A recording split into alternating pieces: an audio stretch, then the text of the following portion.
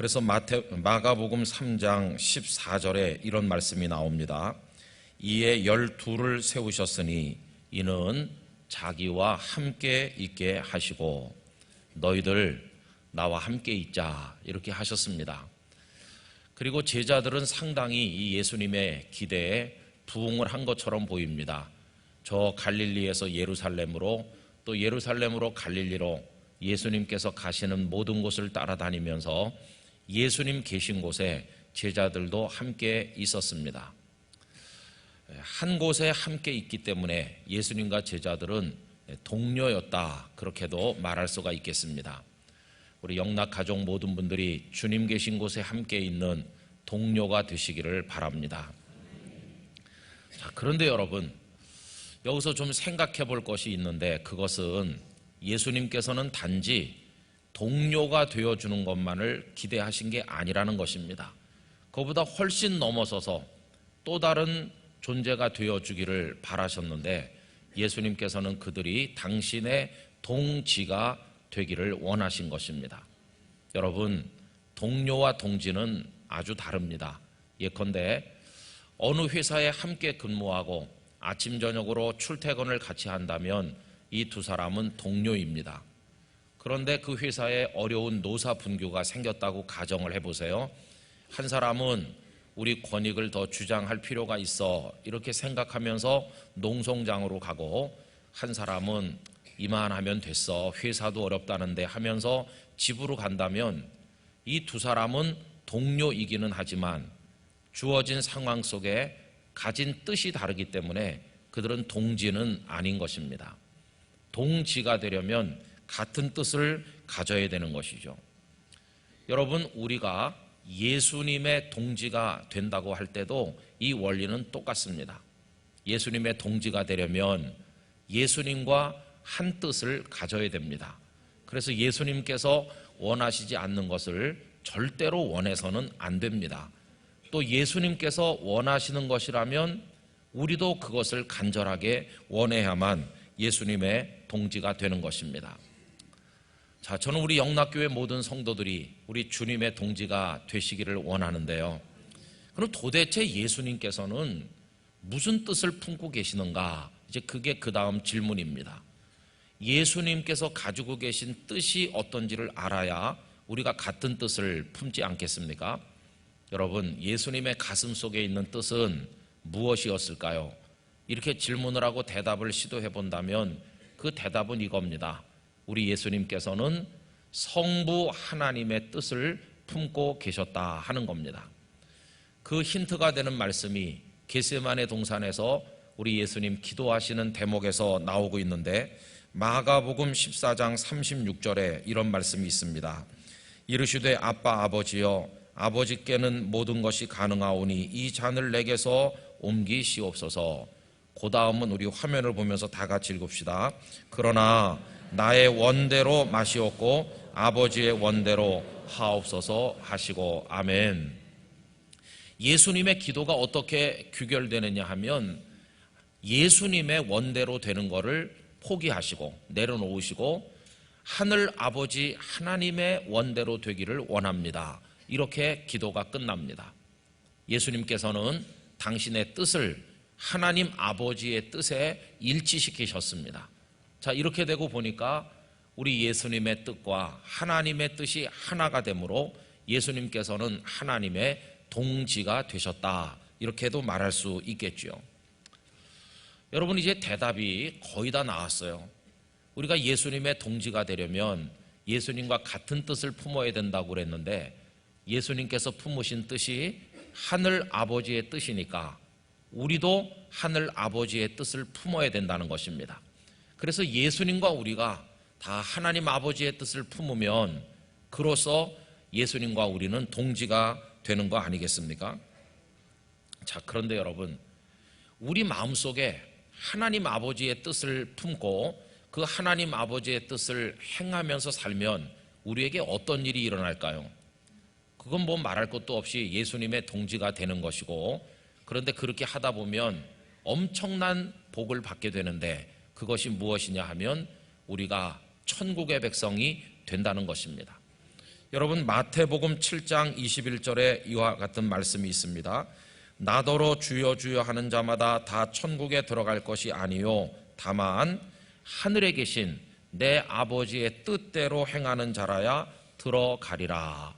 이렇게 말씀하셨습니다. 주여 주여 한다는 것은 그저 예수님 옆에 와서 주여 이렇게 부르는 거죠. 오늘식으로 말하면 그저 예배당에 왔다 갔다 하면서 나는 늘 예수님 곁에 있지, 나는 예수님의 동료야, 이렇게 생각하는 사람들을 가리킨다고 볼 수 있습니다. 그런데 그런 것만 가지고는 천국에 들어갈 수 없다, 이게 예수님의 말씀이죠. 그럼 어떤 사람이 천국에 들어가느냐 하면 하늘에 계신 내 아버지의 뜻대로 행하는 자라야 들어간다고 그랬으니까 마음속에 하나님 아버지의 뜻을 품고 그 뜻대로 실천하면서 행하면서 사는 사람, 이 사람이 천국의 백성이 된다는 것입니다. 여러분, 우리가 그동안에 천국에서 큰 자라는 주제를 가지고 계속 말씀을 생각하고 있는데 일단 천국에 들어가야 큰 자가 되는 거 아니겠습니까? 그러려면 방금 읽은 말씀처럼 하늘에 계신 하나님 아버지의 뜻을 우리 영락가족 모두가 마음속에 품고 하나님의 뜻대로 살아야 될 줄로 믿습니다. 자, 그러면 도대체 그 하나님의 뜻이 무엇이냐? 하나님의 뜻이 뭘 어떻게 하는 것이냐? 구체적으로 뭘 가리키는 것인가? 이제 그게 문제가 되겠습니다. 여러분, 하나님 아버지의 뜻이 뭘까요? 아까 읽었던 예수님의 겟세마네 기도를 다시 생각해 보면 나의 원대로 마시옵고 아버지의 원대로 되기를 원합니다, 이르셨는데 그때 그 아버지 하나님께서 원하시는 내용이 뭡니까? 아버지 하나님께서 독생자 예수님에게 원하시는 게 그때 무엇이었습니까? 한마디로 말하면 십자가를 지시는 것이었어요. 하늘 하나님 아버지께서 예수님 독생자를 이 세상에 보내신 목적이 무엇입니까? 예수님께서 십자가를 지시고 죽으심으로써 온 인류를 위한 구원의 길을 여시는 구주가 되시는 것, 그게 바로 하나님 아버지께서 원하신 것이었어요. 예수님께서는 그걸 받아들이신 게 아닙니까? 그래서 십자가로 나아가신 것이죠. 자, 그렇다고 한다면 우리가 예수님의 동지가 돼서 예수님께서 하나님의 뜻을 받으신 것처럼 우리도 받아야 된다고 할 때, 그것이 십자가를 지는 거라고 할 때 어떤 논리로 귀결이 되는 것입니까? 예수님께서 십자가를 지신 것처럼 저도 우리 영락 가족들도 십자가를 져야 된다 하는 결론에 도달하게 되는 거 아니겠어요? 여러분, 우리가 십자가를 져야 된다는 것에 관해서는 예수님께서 이미 말씀하신 바가 있습니다. 아마 외우시는 분들도 많으실 거예요. 마태복음 16장 24절, 이에 예수께서 제자들에게 이르시되 누구든지 나를 따라오려거든 자기를 부인하고 자기 십자가를 지고 나를 따를 것이니라. 아멘. 이렇게 말씀하셨잖아요. 그래서 예수님께서 십자가 지신 것처럼 우리도 십자가를 져야 예수님의 동지가 된다는 걸 깨닫게 됩니다. 자, 그런데 여기서 한 가지 혼돈하시면 안 되는 게 있지요. 예수님께서도 십자가 지시고 나도 십자가 지고 우리 모두가 십자가를 진다고 하면 그게 다 같은 것이냐? 아닙니다. 우리가 지는 십자가와 예수님께서 지시는 십자가는 그 의미가 완전히 다른 것입니다. 예수님의 십자가는 온 인류를 구원하는 생명의 십자가입니다. 그러나 우리가 지는 십자가가 세상을 구원하느냐? 그건 아닙니다. 우리가 지는 십자가는 세상을 구원하는 십자가가 아니고 주님 주신 사명을 감당하고 주님을 닮아가기 위한 십자가일 뿐인 것이죠. 그래서 우리가 지는 십자가와 예수님이 지는 십자가의 의미를 동일시하는 잘못을 저질러서는 안 되는 것입니다. 그러나 분명한 한 가지 사실은 우리도 십자가를 져야 된다 하는 것입니다. 여러분, 예수님의 뒤를 따르고 예수님과 같은 뜻을 품으려면 십자가를 지셔야 합니다. 예수님께서 골고다 언덕에 오르신 것처럼 우리도 우리의 골고다 언덕에 올라야 하는 것입니다. 예수님께서 십자가 위에서 죽으신 것처럼 우리도 우리의 십자가를 지고 정과 욕심을 못 박아야 되고 교만과 욕망에 찌든 우리의 옛사람을 죽여야만 하는 것입니다. 그래야 예수님께서 부활하신 것처럼 우리도 새 생명으로 부활할 것입니다. 그래야 예수님께서 승천하신 것처럼 저 하나님의 나라 천국에 들어가시듯이 우리도 천국에 들어가 천국에서 큰 자가 된다 하는 말씀인 것입니다. 지난 주일에 우리는 세상에서는 주목받지 못하는 작은 자이지만 하나님의 말씀인 성경이 주목하는 몇몇 사람 중에서 예수님의 십자가 옆에 매달렸던 한 행악자에게 집중해서 말씀을 생각한 바가 있었습니다. 그는 예수님으로부터 오늘 내가 나와 함께 낙원에 있으리라는 허락을 받음으로 천국의 백성이 되질 않았습니까? 이제 오늘 그 두 번째 시간으로 우리가 또 한 사람에게 주목하고자 하는데 그 사람은 구레네 사람 시몬인 것입니다. 왜 우리가 시몬에게 주목할 필요가 있느냐? 그는 지금까지 말씀드린 것처럼 십자가를 지는 사람이 되었기 때문인 것입니다. 여러분, 오늘 본문 말씀이 바로 그 내용을 알려주고 있는데 오늘의 본문을 다 같이 한번 다시 읽어보도록 하겠습니다. 그들이 예수를 끌고 갈 때에 시몬이라는 구레네 사람이 시골에서 오는 것을 붙들어 그에게 십자가를 지워 예수를 따르게 하더라. 아멘. 예수님의 어깨에 지워져 있던 그 십자가가 시몬의 두 어깨로 옮겨지는 순간 그 무거운 나무 토막은 그때부터 시몬의 십자가가 되었습니다. 십자가를 지고 나를 따를 것이니라 이렇게 말씀하신 그 이후로 2000년 기독교 역사 속에 많은 사람들이 자기 나름대로 십자가를 지고 앞서가신 예수님을 따르고 있는데 시몬은 맨 선두에 서서 이 말씀대로 주님을 따른 대선배가 되셨다고 할 수가 있을 것입니다. 여러분, 시몬은 어떻게 예수님의 십자가 주변에 있게 됐을까요? 그는 구레네 사람이죠. 구레네는 오늘날 아프리카 리비아의 트리폴리에 해당한다고 합니다. 주전 약 5세기경부터 거기는 사람이 살기 시작을 했고 나중에는 헬라와 애굽의 식민지가 되었다가 주전 90년에는 로마에 병합된 지역입니다. 주전 300여 년경부터 유대인들도 많이 살았는데 주전 3세기 기록된 프톨레미 왕조의 어떤 기록에 의하면 그 당시만 해도 유대인들이 그 지역에만 10만 명 이상이 살고 있었다 이렇게 알려지고 있습니다. 이 시몬은 바로 그 구레네 출신이죠. 어떤 분들은 생각합니다. 그가 구레네 출신이었는데 이 상황이 벌어질 당시에는 유대로 이주를 해서 거기 살고 있었을 것이다 생각하는 사람들도 혹간 있지만 대부분의 교회 전승은 그가 아직도 구레네 살면서 유월절을 맞이해서 머나먼 길을 순례자로 와서 예루살렘에 있었을 것으로 생각을 하고 있습니다. 여러분, 이제 이 대목에서 우리가 좀 상상력을 발휘해 보도록 하십시다. 어느 날 구레네 한 가정에 부부가 앉아서 이야기를 도런도런 나눴을 것입니다. 여보, 내가 평생 소원이 예루살렘에 한번 갔다 오는 것이요. 그동안에 우리가 아껴 모은 돈이 제법 되는데 당신만 찬성한다면 내가 예루살렘 순례를 달려오고 싶은데 어떻소? 이렇게 말을 했겠죠. 그랬더니 그 아내가 나는 찬성이에요. 당신의 평생 소원이 이루어질 수 있으니 얼마나 기쁩니까? 집 걱정하지 말고 그저 안전하게만 다녀오세요. 이래서 이 시몬은 예루살렘으로의 여행을 계획했을 것입니다. 여러분, 그 당시 이미 많은 구레네 주민들이 예루살렘으로 순례를 다니곤 했다는 사실을 사도행전 2장 10절에서 볼 수가 있는데요. 오순절에 예루살렘에 온 사람들을 그 지역별로 나열하는 가운데 구레네라는 지명이 나옵니다. 부르기아와 밤빌리아, 애국과 및 구레네에 가까운 리비아 여러 지방에 사는 사람들과 이렇게 나오는 걸 보면 이미 구레네 사람들이 예루살렘에 순례하는 경우가 많이 있었고 아마도 이 시몬도 그런 이들에게 도전을 받아서 나도 예루살렘에 가고 싶다 생각을 했을 게 틀림없습니다. 자, 그런데 여러분, 이 여행은 간단하지 않습니다. 왜 그러냐면 워낙 길이 먼 데다가 이제 6월절에 도착을 하면 당시 사람들은 6월절이 끝나고 또 얼마 후에 금방 다가오는 오순절까지 지키는 게 보통이었다고 합니다.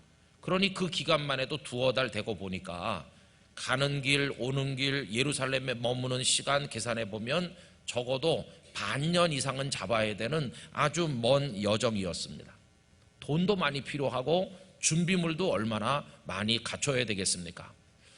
그래서 상당한 시간 동안에 준비를 했겠죠. 그러는 동안 이 시몬의 가슴은 예루살렘에 갈 꿈으로 부풀어 있었을 것입니다. 드디어 준비가 다 끝나고 가족과 작별한 그는 예루살렘으로 길을 재촉했을 것입니다. 낮에는 낮대로 밤에는 밤대로 예루살렘에 대한 생각으로 가슴이 막 부풀어 올랐겠죠. 그러다가 어느 날 석양에 저 멀리 지는 햇빛을 받아서 붉게 빛나는 예루살렘을 올려다보는 순간 그의 가슴이 막 쿵쿵 뛰었을 것입니다. 와, 예루살렘이다. 그 늦은 밤 예루살렘에 도착한 그가 수많은 순례자들 틈에서 어렵사리 숙소를 하나 구하고 예루살렘에서의 첫날 밤을 맞이했겠죠. 오 하나님, 이 거룩한 도시, 우리 선조들의 영적 고향인 예루살렘에 오게 해주신 것을 감사드립니다.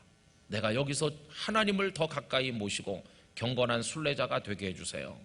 그렇게 하고는 아마도 그 다음날 아침은 예루살렘에서 입으려고 준비한 새 옷을 꺼내 입지 않았을까요? 그리고는 이 경건하고 고요한 도시, 하나님의 임재를 느낄 이 도시에서 내가 하나님을 배우리라, 그런 기대를 했겠죠. 그러나 그 다음날 아침 길거리에 나가보니 눈앞에 벌어지는 상황은 그가 기대한 예루살렘이 아니었습니다. 얼마나 많은 순례자들로 길거리가 인산인해를 이루었는지, 나가보니 그날따라 어떤 죄수들을 처형한다고 그래서 벌집을 쑤신 것 같이 시끄럽지 않았겠습니까? 아니 무슨 일이 벌어지는 것이요? 아, 당신은 그것도 몰라요? 그 예수라는 선생을 오늘 아침에 처형한다오. 예수가 누굽니까? 이야기가 일치하지 않았겠죠. 어떤 사람들은 그 예수는 자칭 메시아에다가 신성 모독자로 어서 죽여 마땅한 죄인이라고 혹평하는가 하면, 어떤 사람들은 아니라고, 지금까지 그런 분은 이 땅에 없으셨다고, 가난하고 병든 사람의 친구요, 그분이야말로 하나님의 아들이 틀림없는데 우리 지도자들이 그를 지금 죽이려고 하고 있다고. 예수가 도대체 누굴까? 그는 참지 못할 궁금증에 사람들이 달려가는 곳으로 갔을 것이고, 사람들 틈을 비집고 들어가서 그 예수라 불리는 이가 바로 보이는 앞에까지 접근하게 되었을 것입니다. 그리고 시몬의 두 눈을 가득 채워 들어온 장면은 무엇이었을까요? 이만한 가시로 얽은 면류관을 쓰고 머리가 다 찢어지고 이마가 찢어져 피가 줄줄 타고 흐르는 채찍에 맞아 온몸이 피투성이가 된 채로 비틀거리며 십자가를 지고 고통스럽게 일그러진 얼굴로 한 걸음씩 힘겹게 내어 디디는 예수라 불리는 그분을 보게 됐을 것입니다. 저는 그 대목에서 예수님이 고개를 옆으로 이렇게 돌려서 그 옆에 서 있는 시몬을 바라보지 않았을까? 예수님의 눈과 시몬의 눈이 마주치는 순간 얼마나 전율을 느꼈을까? 여러분, 그러고 있을 때 그의 고막을 꿰뚫기라도 할 것 같은 소리가 들렸겠죠. 너 이리 나와라.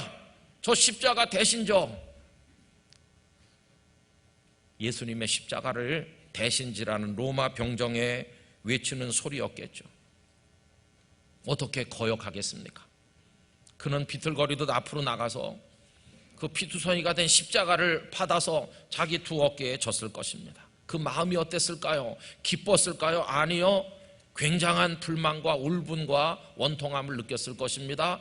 십자가라니, 이 불길한 십자가를 하필이면 내가 왜? 거센 저항감이 있었지만 어쩔 수 없었기에 졌을 것입니다.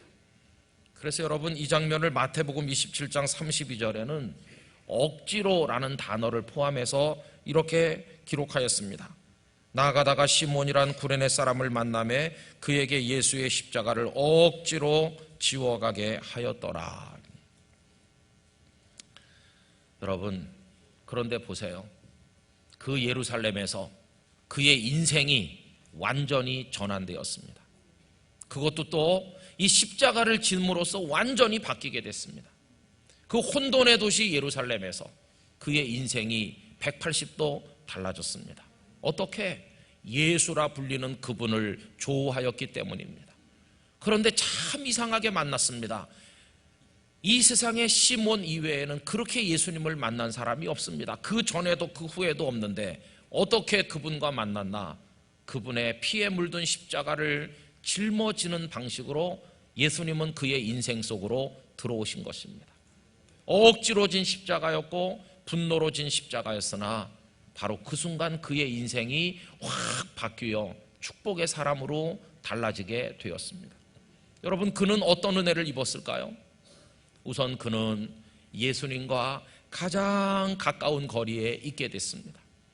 여러분, 그때 예수님의 제자들은 다 어디로 가버렸는지 멀리 가버렸는데 시몬은 예수님과 2m쯤 떨어졌을까요? 아니면 한 1m쯤 예수님과 가장 가까운 거리에 있는 복을 받게 됐습니다.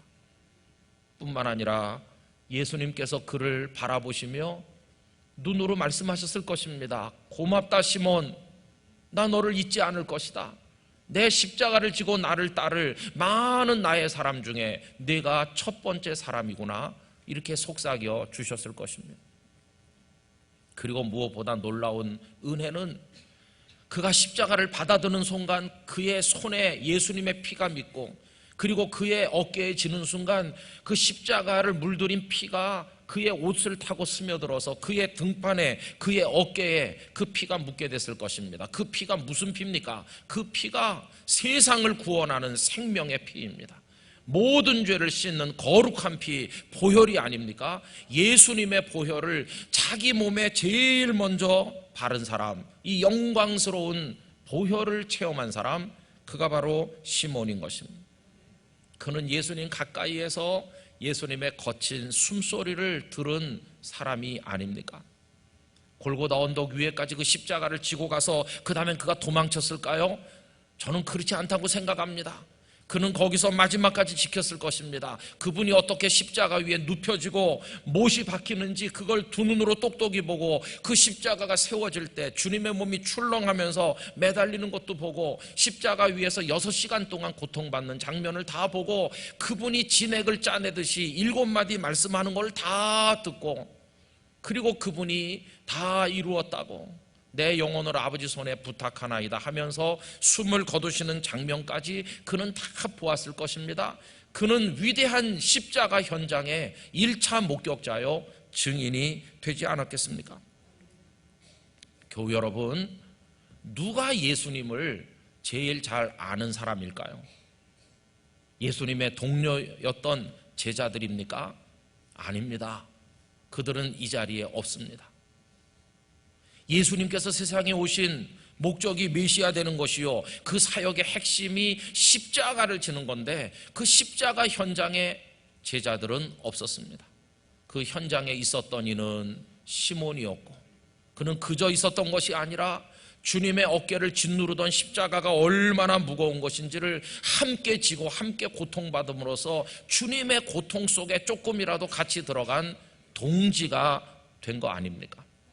제자들보다도 시몬이 예수님을 더 잘 안다고 이야기할 수 있을 것입니다.